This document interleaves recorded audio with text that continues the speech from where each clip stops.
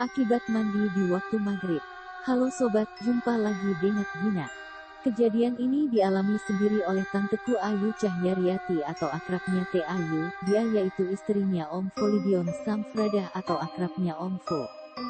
Kejadiannya tahun 2016 yang lalu. Teh Ayu habis pulang dari pekerjaannya pada sore hari dan sampai di rumah dia beristirahat sebentar untuk merelaksasikan tubuhnya. Sewaktu azan maghrib mulai berkumandang, dia malah bergegas akan mandi.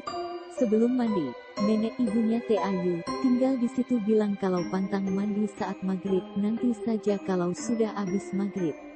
Dikasih tahu begitu sama ibunya, Teh Ayu malah marah dan gak peduli ibu, kalau aku mandi tunggu habis maghrib lama kali bu. Badanku sudah gatal-gatal. Gak kenapa-kenapanya itu bu. Ini sudah zaman modern. Ya sudah, dikasih tahu orang tua malah ngeyel. Akhirnya Teh Ayu nekat mandi. Saat mandi tidak terjadi hal-hal aneh, tapi pada saat mau pakaian, barulah hal ini terjadi. Selesai mandi, Teh Ayu langsung menuju kamarnya untuk memakai pakaian. Kamarnya itu besar, tepat di belakang kamarnya ada pohon duku yang besar banget, tepat di samping pohon duku itu jendela kamarnya. Jendelanya berbentuk jendela slis, yaitu jendela kaca yang punya satu bagian. Jadi kalau mau dibuka itu harus ditarik dulu dan juga ditutupin kain jendela. Susah banget untuk mendeskripsikannya, tapi semoga kalian pahamlah. Pokoknya jendelanya seperti jendela tempo dulu. Saat itu Teh Ayu berganti pakaian menghadap pintu kamar dan membelakangi jendela. Saat lagi mau pakai pakaian dalam bawah, Teh Ayu merasa kayak ada yang memperhatikannya lewat belakang jendela, tapi setelah dilihat gak ada siapa-siapa. Kemudian dia meneruskan menggunakan pakaian dalam atas. Di situ perasaannya mulai gak enak. Seperti ada yang memperhatikan dia berpakaian. Jadi Teh Ayu dengan sekuat tenaga untuk melihat ke belakang secara perlahan-lahan, walau pada saat itu dia mulai panik dan keringat dingin, tapi dia penasaran.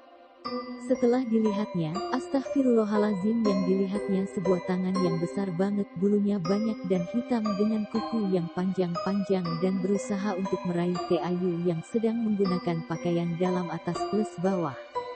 Lalu yang anehnya, kalaulah tangan itu tangan manusia, bagaimana mungkin? Pasalnya tadi kan aku sudah jelasin kalau kaca jendelanya itu berupa jendela kaca yang mempunyai satu bagian, jadi yang cuman bisa masuk paling tangan anak kecil berusia 10 tahun, apalagi jendela itu sudah ditutup dari dalam. Ini bukanlah manusia, tapi genderuwo. Tangan itu kemudian semakin memanjang dan memanjang agar dapat memegang Teh Ayu. Sontak Teh Ayu panik, kala itu dia hanya bisa berdoa, dia tidak sanggup untuk menggerakkan tubuhnya untuk membuka pintu yang dikuncinya. Padahal pintunya tepat ada di depannya, karena tangan itu semakin memanjang, akhirnya Teh Ayu menjerit sekencang-kencangnya.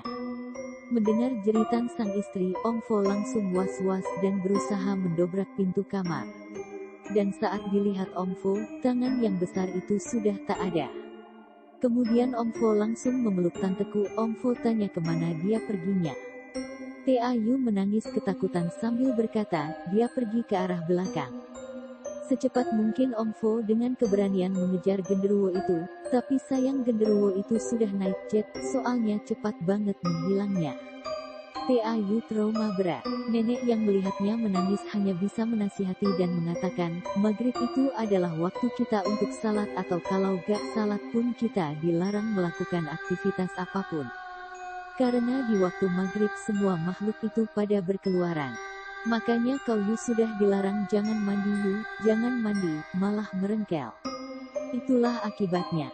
Mendengar nasihat dari sang ibu, Teh Ayu hanya bisa bilang, aku gak mau lagi mandi saat maghrib.